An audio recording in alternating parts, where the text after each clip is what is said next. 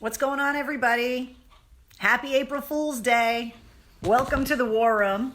I'm Mistress Carrie, and every night we meet at 8:30 to decompress, to talk about our day, to hang out with each other since we are all successfully social distancing, and we have a cocktail. So welcome to Cocktails in the War Room. Tonight I brought back my co-host. Say hello, Wednesday. Wednesday, who's out of the doghouse after chasing the UPS guy yesterday. Tell everyone what a bad dog you were yesterday. Go ahead. Tell everyone what a bad dog you were yesterday. No? You don't want to say? No? You just want to sit there and push the pillows off the couch? Are you going to do that later? Okay. Well, after we all spoke last night, Wednesday definitely, you could tell that she was upset about being yelled at for chasing the UPS guy. Also last night after we spoke, I thought I would lose myself in episode number 2 of The Tiger King.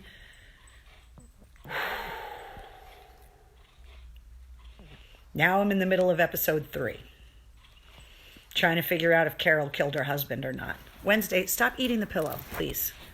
I feel really bad about continuing to watch this thing, but I'm watching it nonetheless. And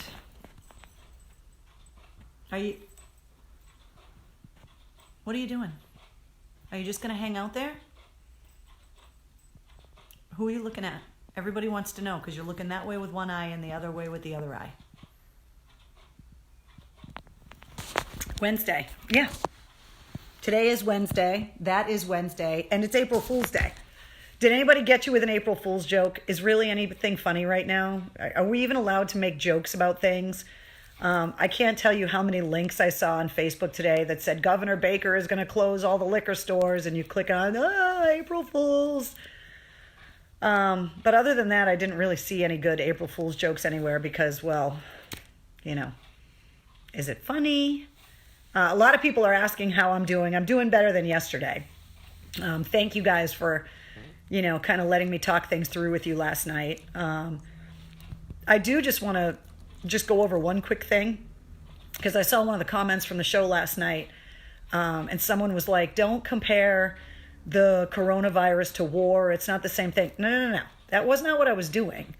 I brought up the Vietnam Memorial because the idea that you could sit there and see the number of names on the wall and then equate each one of those small etched names with an actual person puts a visual to the numbers that we're hearing about on the news right now about the possible victims from COVID-19. And that's the only reason why I brought it up, was just comparing the sheer numbers to try and get my brain to understand. But that's why I brought it up. Some things that I thought were really cool, if you are trying to absorb some educational programming, especially if you are locked in the house trying to be a school teacher for the first time at home with your kids, Patrick Stewart is reading sonnets on his Instagram. So if you would like to get a little culture, Wednesday, where are you going? Are you leaving? No, you just want to sit on my lap. So if you want to get a little culture, you can check out Patrick Stewart's Instagram. You're sitting in front of my notes, Wednesday. I can't read all the things I wrote down because your pug head is in the way. Dolly Parton we talked about yesterday because she's there. You want to be on camera too? Okay. Dolly Parton not only is reading stories for kids at night, but she also just donated $1 million to Vanderbilt University for research. Which is pretty amazing. Really? Can you be quiet? You're making a lot of pug noises. There's a lot of, obviously not. There's a lot of snorting and boogers flying. The Boston Wounded Vet Run has been rescheduled. So when we're allowed to ride motorcycles in close proximity to each other again, The Boston Wounded Vet Run has been rescheduled to August 23rd, so you want to put that on your calendar because hopefully by then we'll be able to hang out with each other again. The Black Crowes, and by that I mean the Robinson Brothers, if you did not get a chance to see them on that Brothers of a Feather acoustic tour that came to the Brighton Music Hall like a month ago or a month and a half ago, they did a NPR Music Tiny Desk concert. It's like 20 minutes long. It's up on YouTube. It's fantastic. Chris Robinson's voice sounds amazing. Him and Rich sound so good together. We were joking the other night that the Robinson brothers kissing and making up and going back out on the road with the Black Crowes may have triggered the apocalypse because that happened before AAF went off the air. But if you're looking for something cool to watch and you're a Black Crowes fan like I am, you can watch their NPR. It's like a 20-minute concert on YouTube, and it's really, really good. Here is my old school retro t-shirt, my Motley Crue shirt from their 89-90 tour, the Dr. Feelgood tour. I wore it for a couple of reasons. One, because it's one of the shows that I saw at the Worcester Centrum. And that made me want to talk about the Worcester Centrum, or now, obviously, as it's called, the DCU Center, because the DCU Center in Worcester is being set up as a 250-bed hospital for COVID-19 patients, which is part of the reason, obviously, why we're not having the big gig there, because they're building a hospital out of that.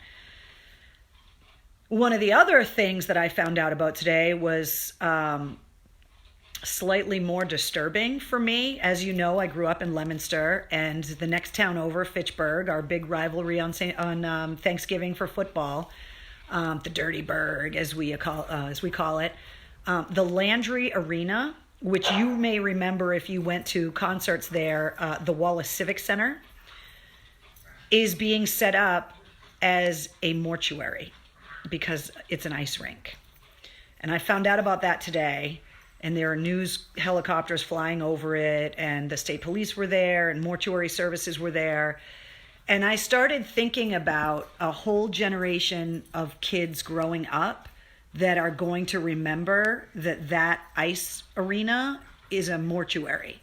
Because what I remember that being was a concert venue. I never really ice skated there when I was a kid, but I started thinking about all the shows that I saw there. Korn, Soundgarden, the Smashing Pumpkins, Marilyn Manson. I mean, there were a ton of shows that happened at that arena. And right now, they are turning that ice rink into a mortuary, which is horrifying. I wanted to tell you a story about the old Wallace Civic Center. I took the AAF van back when I was on the street team years ago, and when Marilyn Manson played there. And this was when Marilyn Manson was in his height, and people were carving his name in their chest with razor blades. And so all of the religious fanatics were out there protesting, and all of the news crews were out there. And this was the height of the AAF kind of BCN rivalry. And so AAF was out there and raising hell. And they sent this poor kid from BCN in the BCN Hummer. And, you know, BCN, we've talked about it before, like anything west of 128 was like the Berkshires. And so whenever they would make it out this far, like to Leominster, Fitchburg, anywhere like that, like people looked at it like, what are you guys doing out here? We're the people you make fun of. So the kid comes out in the Hummer, and during the show, he locked himself out of the Hummer and it was running. And he wanted to leave before the Manson crowd came out because he was alone and kind of feared for his life. And now he's locked out of the Hummer and he's by himself and he's wearing BCN stuff. And he went over and was pleading with the firefighters that were there, can you guys please Slim Jim the Hummer and get me out of here? I need to get out of here. And the fire department, like the guys that were there at the time, they were like, oh, wait, now you don't want to make fun of us now. Now you need our help because you came out here, even though your radio station makes fun of the people that live out here. And now you want us to help you. And So then he came up to me and was like, I know you're from out here. Can you please ask somebody that you know to get me into the Hummer so I can get the fuck out of here? And so I went over and talked to all of the guys from the fire department and stuff. Anyway, they're Slim Jimming the Humvee when the crowd got out. And we're out there handing out AAF bumper stickers.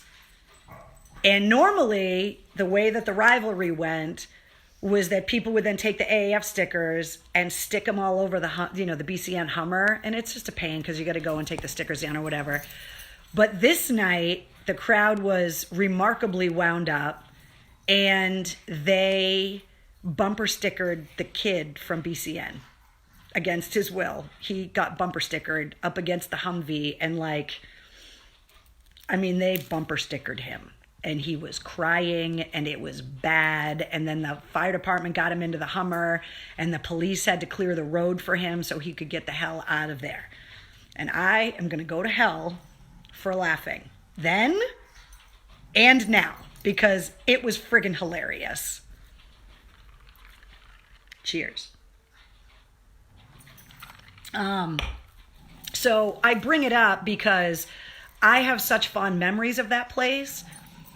And now the idea that they are turning this place that I have all these amazing, funny, sometimes evil memories of, the idea that it is being turned into a temporary mortuary is just another sobering announcement that's coming out of this new reality that we're all trying to wrap our brains around right now.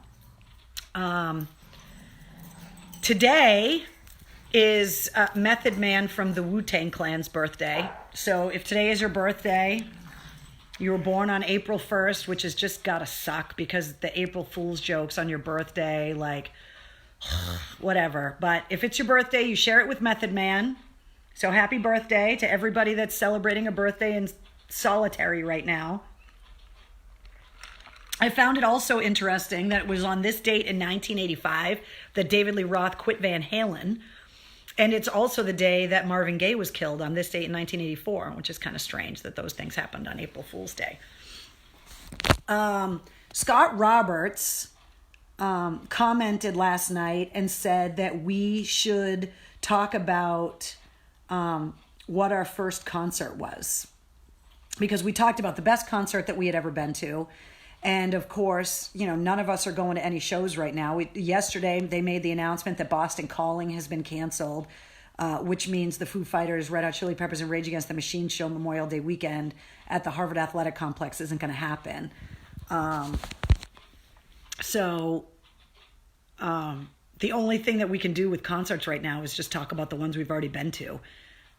So if you have your first concert, either you're going to have the coolest one, or you could be like me. And my first concert, I got a ticket from my aunts as a birthday gift, and they took me to the Old Worcester Centrum, and I saw Lionel Richie on the Dancing on a Ceiling tour with Sheila E. opening. Bob says he and I have the same birthday, October 1st. Bob, hopefully we're not sharing cocktails in the war room on our freaking birthday. Mary says Styx, 1980, the old Boston Garden. Oh, that's a good one. My first concert was Queen at the Garden. The original Queen or the new reboot Queen? Rob says New Edition. Eric, L7 in the Melvins and Wool at Lupo's in Providence in 94. Hall & Oates at the Orpheum 2003, front row. Pete, I love you, man. My first was Godsmack and Shinedown, Brandon says. That was a hell of a first concert. You got to see me cry. My first concert was the Kiss 108, 97, 98. Let's see. Sheila E. does rock. Yes, she did this amazing drum solo in Lingerie. She was unbelievable. Whitney Houston in Albuquerque, New Mexico, says Monica. Van Halen, 1978, the Providence Civic Center. Woodstock, 99. I was at that one. We talked about it the other night. 87, Whitesnake and Great White. New Kids on the Block at the Providence Civic Center. I was 7, says Allison. Are you back now, Wednesday? Do you want to Do you want to come back and say hi to? No? Okay. The Monkees at the Hampton Beach Casino in 1986 minus Mike Nesmith. The Cars in Worcester, says Debbie. That's a good one. Billy Squier and Kiss in 1986, says Margie. First concert was Led Zeppelin at the old Boston Garden. Ron, are you kidding me? You saw Zeppelin at the old Garden? Kayla says my first concert was Three Doors Down playing acoustic at the WAF event at the Guitar Center in the late 90s. My first big concert was Metallica Gillette in 2003. That sounds like maybe one of the Summer Sanitarium shows. Bob's got a good one. My first concert was Johnny Cash at the Old Worcester Auditorium with my grandparents. That Old Worcester Auditorium, I saw the Black Crowes there. Fantastic. I saw Green Day there, I think. I saw The Offspring there. That place had a bunch of shows. The Monkees at the old Sullivan Stadium, says John Cook. Let's see. Roger Waters at the Providence Civic Center in 99 in the Flesh Tour. The Dead in 94 at the Garden. I remember that because they sent all the AAF street teamers out for that one, and people were making us grilled cheese sandwiches. Wednesday, what are you doing? You just gonna hang out there? See this ball right here that she has? Can I just change the subject for a second? See this ball? It's a miniature love sack. Remember those love sacks that we had in the old AAF studio that we had to get rid of because they were basically a science experiment and DNA collectors? Well, I got a love sack back then too that I had at home, and they came with these little small replicas of them. And I had that little small replica for years, just kind of hanging around. And then I got Wednesday, and she got her hands on it. And it is her favorite thing in the entire world. And when she wants to go to sleep, she puts it in her mouth like a pacifier.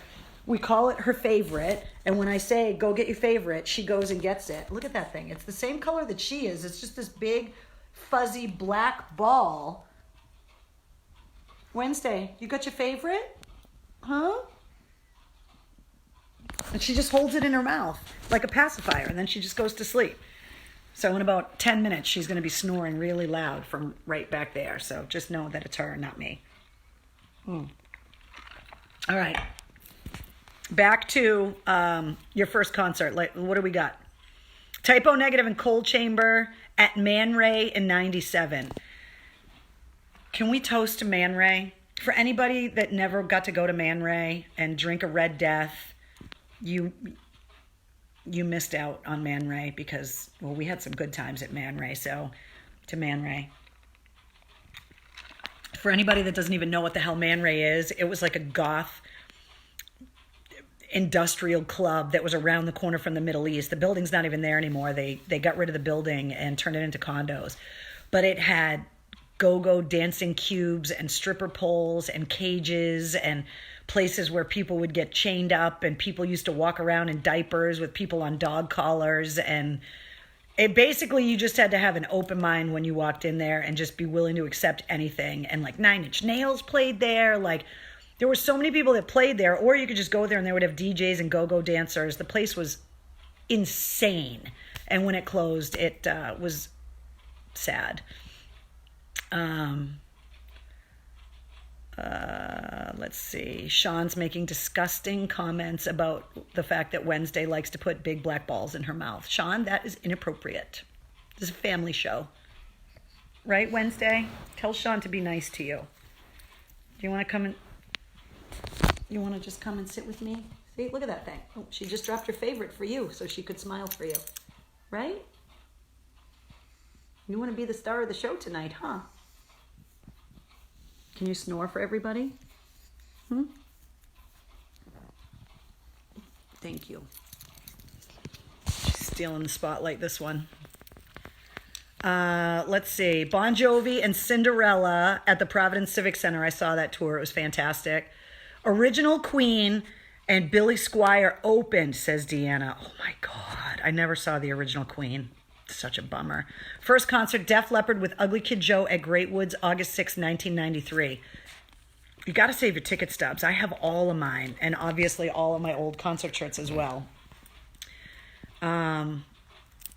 Wednesday, everybody says that you're adorable and that you're cute, so don't let it go to your head, okay? Ooh, you got one of my purple hairs sticking off your chin. You don't want to eat that because then it'll come out in your poop. You're welcome. It's disgusting. David says, glad to see that you're doing better tonight. Yeah, yesterday was kind of shitty. You know, you have a bad day, and it's one of those things that when you wake up and your day starts bad. Yesterday was one of those days that I just should have just gone back to bed, because every time I turned around, something else crappy was going on, and then the news wasn't helping yesterday either. But today has been better. I mean, the news hasn't gotten any better, but at least for me in the house, it just was a better day for me than yesterday was. Yesterday was hard. Her name, Wednesday or Winston? Her name is Wednesday, like the little girl on the Addams Family, right? Right, Wednesday? What are you doing? Monica says lots of anxiety. Yeah, I'll tell you what.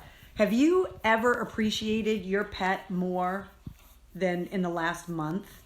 Like this nugget right here has helped me a lot, just to sit here and pet her head and snuggle with her, and the other day clean up her vomit. Yesterday chase her barefoot down the street while she was chasing the UPS truck. The last two things have not been enjoyable, but everything else, it's just been really nice having her to snuggle with and talk to. There's some funny videos on her Instagram. Yes, she has an Instagram at Wednesday the Goth Pug on Instagram. Is she full grown? She is the cutest, says Allison. Yeah, she is going to be 2 on the 11th, and she is the runt of the litter, and she is a little peanut. She's only like, am I boring you? Oh, thank you for the kiss. Thank you. She's only like 16 pounds, and the vet doesn't think she's going to get any bigger, but she's awesome. She's so fun. Lisa says she is beyond precious. I know, I feel bad. I'm like one of those dog people that's like, look at my dog. But most of the time when we're hanging out in the war room having a cocktail together, she's asleep in the other room snoring because she's already tired from the day. But when she wants to be the star of the show, she just comes in here and sits on my lap, and she's like, I'm ready. Let's be internet famous, Ma. Make me internet famous, Ma. Right? It's right there, Wednesday. See them? See all the people in there? They're in there. Not in my finger. They're in the phone. Look. Nothing? No, she's just going to sit there. Ooh, this is a good one. The Who, July 14th, 1989, the Foxborough Sullivan Stadium when John Entwistle was still alive on bass. That is a really good one. We are talking about your first concert. So put it up there if you got a good one, because mine was Lionel Richie and Sheila E. Then a couple months later, I went back to the Centrum and saw Bon Jovi, and that with Tesla opening. That was the first rock show I ever saw. And the only song I knew from Tesla was Modern Day Cowboy. And obviously I knew every song from Bon Jovi because, I mean, have you looked at him? He's beautiful. So, by the way, the Moscow Mules are back tonight because I don't have any more of Fernandez's sangria. So, yeah, Brianna says she looks unimpressed by us. Yeah, she wants to be in the middle of everything, but you're not going to, it's hard to impress her. So, oh, and just like that, she just took off. So, Primus, 96, Songus Arena. I think you hosted, is that right? I didn't host it. I mean, AAF hosted it, not me. In 96, I was still driving the van. But I was there for sure. Local Bazooka 2005 in Fitchburg, Tom. That's a good one too. Boston at Hartford, says Brian. Ron says Tesla rocks. Yes, they're one of those bands that I think got lumped into the whole kind of 80s hair metal for no reason, because they were just not that band. They are a straight ahead rock band. And they are, if you're not a Tesla fan, you got to go back and listen to like Mechanical Resonance or The Great Radio Controversy. Like those records are awesome. Let's see. My first was Linkin Park at the Songus Arena. I remember that show too. I did tell you guys the other night that Grey Days album, which is the album the music that Chester Bennington made before Linkin Park, they're delaying that album until June. So you'll be able to get it then. Mike says you better put the bat light out for more sangria. Trust me, I already put the word out with Fernandez. He's very well aware that I am now dry of sangria. Were you at the Godsmack show at the Boston Opera House? Yes, I was. I introduced the band that night, actually. And that venue is spectacular. It's so nice in the Opera House. I couldn't believe they let us in there. I was actually surprised that they let Godsmack play there because the venue was so nice. Mike, this is such a good one. Mike says, Faith No More, Metallica, and GNR at Foxborough Stadium. I was at that show. That was 5 nights after James Hetfield got his arm burned by the pyro in Montreal, where they had the riot because Axl didn't want to play the longer set because James Hetfield had to get bandaged up. So James Hetfield had his arm in a cast at that show in Foxborough, and his roadie played guitar. Show was unbelievable. So good. So good. Speaking of music and albums, I saw this thing because I'm trying to find you guys ideas that you can use to keep your kids occupied and also kind of your own brain occupied.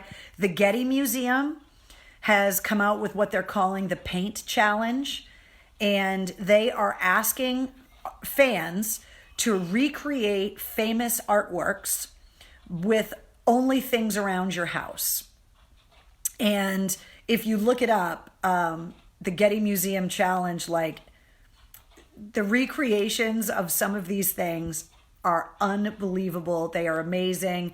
And so I thought, why couldn't we take that same idea and recreate famous album covers with what you have around the house?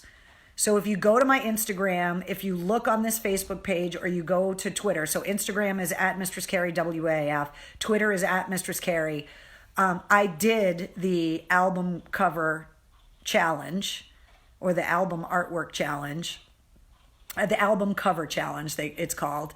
And I recreated a Gloria Estefan album cover. Because I have my parents' vinyl collection as well as my own. And I went through there. And because it was April Fool's Day, I didn't want to do a rock album. So I picked Gloria Estefan album instead. And I put it up there. So you guys have now all been challenged.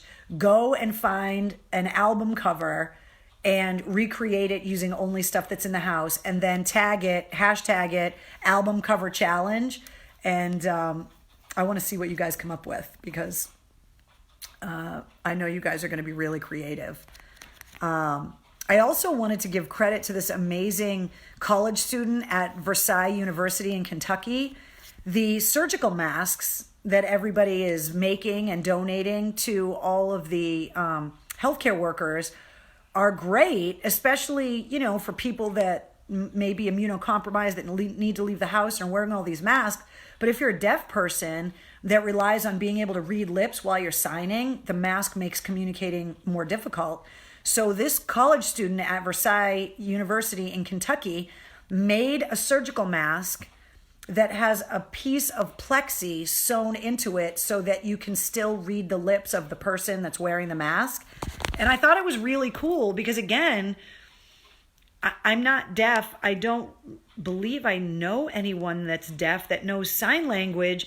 So I didn't even think that all of the people wearing masks would make it more difficult for them to communicate. And when I saw that story about that college student, I was like, how amazing is that she came up with this idea so that people can protect themselves and still be able to communicate effectively. So I thought that was really, really cool.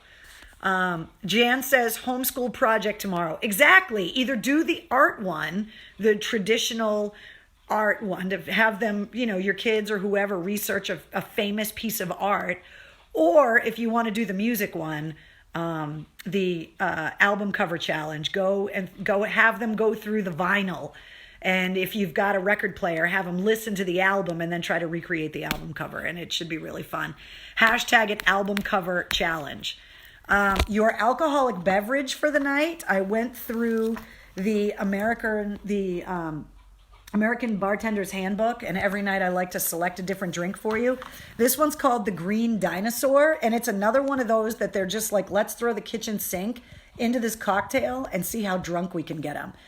The Green Dinosaur is 2/3 of an ounce of vodka, 2/3 of an ounce of gold tequila, 2/3 of an ounce of light rum, 2/3 of an ounce of gin, 2/3 of an ounce of triple sec, an ounce of fresh lime juice, a dash of gome syrup, and a dash of melon liqueur.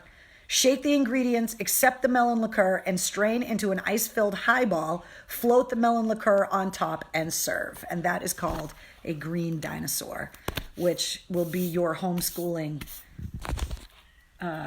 subject after you're done teaching the kids about awesome vinyl records and classic pieces of art. Then you can have a Green Dinosaur and chill out and relax. Okay, so every night I also like to show you something in my war room. And the war room, if you are new to these videos, is a room in my house where I keep all of the stuff from my family members' military service and all of the things I brought back from my trips overseas, and then things that I've been gifted. I just like having it in this room. It's also the room where my bar is, so it kind of makes sense. Cocktails in the war room, that's where it came from. So this I brought back from South Africa. I saved up for 4 years to go to South Africa in 2013. I had a friend that lived there, so I had a place to stay for part of the trip, and I just always wanted to go there. And I went touring through the wine country, and then I went up into the Kalahari Desert and went on safari up towards the Botswana border at the safari place where all of the artists from Disney that actually drew all of the Lion King characters, that's where they went to study the animals and learn how to draw them. So the warthogs, the lions, the meerkats, like all of that. Like I was there at this resort going, oh my God, this looks exactly like the Lion King. And before I came home, I obviously wanted to bring some things home from South Africa. And I brought this home. The guys, when they did the Breaking the Ice podcast here, Mike Shue and Isaiah and Josh, they were playing with this as well. This, I almost hit my head with it. I could have died. This right here is kind of like a shillelagh, I guess, but it is a Zulu war club. And it's solid wood. I thought it was beautiful. It's really, really smooth. And this ball at the end has this, it looks like a nipple, but it's a point. And so I heard a lot of stories about the Zulu warriors and the small shields that they would carry. And then they would carry these clubs. And these are incredibly deadly. This wood is really hard wood. And if you get hit in the temple with this thing, you're not going to make it. And so I put it in my suitcase expecting it to not make it back for some reason. I mean, it's just a stick. There's no reason why I couldn't have brought it home, but I just figured somebody in customs would have given me a hard time about it, and they didn't. And so I keep it in here. I always wondered if it was inspired by your femur and like the ball of your hip socket joint. But it's weighted really well. It's kind of heavy on the end. It's like that saying, if you have a hammer, everything looks like a nail. Like when you hold this thing, you just kind of want to smash stuff with it because it just feels like you want to hit things, and you have to just try really hard not to because it's made so well and it's so solid that, you could definitely fuck up somebody's day with this thing. But I just thought it was really cool. And yes, I'm wearing skeleton pajama bottoms right now. I might as well cop to it. Yes, I'm wearing pants. They're pajama pants, but at least I put pants on for you. So this is my Zulu War Club. So there you go. That's my war room artifact. So thank you to Scott Roberts for the suggestion about everybody talking about their first concerts. So keep commenting on your first concert. What else did I want to talk to you about? Oh, this is the last thing I wanted to tell you about. Veterans. Every weekday at Gillette Stadium in parking lot number 5. If you're going to go to Gillette Stadium for this, follow the signage. It takes you into parking lot number 5. Veterans between the hours of 10 a.m. and 2 p.m. every weekday. Veterans, I believe you need proper paperwork, your DD-214, or maybe some kind of identification, or even on your driver's license if it has veteran stamped on the driver's license. You can go and collect 2 weeks worth of food from volunteers in the parking lot of Gillette Stadium every weekday. I believe it's through April 11th. So you could go tomorrow or every weekday after that between 10 and 2 in parking lot 5 of Gillette Stadium. And I believe it is all being funded by an organization called Food for Vets, which is amazing. I was talking about it yesterday that a good friend of mine, Hillary, who's a female airborne veteran, was out there volunteering and giving out food to veterans yesterday, and I saw some pictures up on Facebook, and I just thought it was so amazing. So if you are a veteran in need, or if you are a veteran that's a little afraid to go into a store because you may be immunocompromised, or you've had pneumonia in the past, or you can go, and they're doing this all outside in the parking lot so that you can get some food donated, especially if you're having financial trouble right now, and it's happening outdoors, so it's a little bit less dangerous than going inside a store and kind of touching anything. So I just wanted to give everybody that's volunteering for this credit, and to let the veterans out there know that this is available to them, because Melissa sums it up perfectly. This makes my heart smile. We talked about it yesterday. We need, to all kind of pitch in where we can, and to help everybody in the biggest and smallest ways that we have the ability to. And I thought that was some good news that I wanted to share with you guys as well. So thank you guys so much for hanging out with me every night at 8:30 in the War Room. You guys give me something to look forward to. You give me a reason to take a shower. You give me a reason to wear pants. I always feel better after we talk, and I see all of your comments and see how you guys are doing. And it just makes me happy that we are all sticking together through this, and picking each other up when we need it. And you guys were there for me last night, and if you guys need me to pick you up, you know where I'm at. So I will see you guys tomorrow night. Don't lick anything weird. Wash your damn hands. Be nice to each other. And cheers. I'll see you tomorrow. I love you guys. Bye.